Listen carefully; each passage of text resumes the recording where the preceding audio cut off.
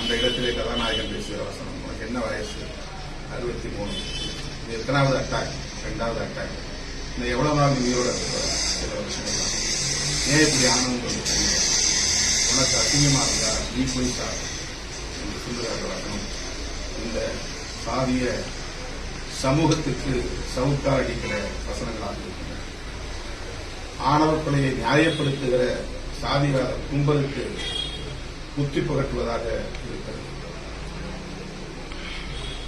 பயாலஜிக்கலா, லீகலா, டெக்னிக்கலா எல்லா வகையிலும் இந்த பேரப்பிள்ளை, இந்த குழந்தை உடைய பேரப்பிள்ளை இதை ஏற்றுக்கொண்டார் என்று சொல்லுகிற பிறகு சரத்குமார் அவர்கள் மனம் திரும்பி அந்த தம்பதிகளை ஏற்றுக்கொள்வது, பேரனை ஏற்றுக்கொள்வது என்ற காட்சி நம் அனைவருக்கும் ஆறுதலை தருவதாக இருக்கிறது, மன நிறைவை தருவதாக இருக்கிறது.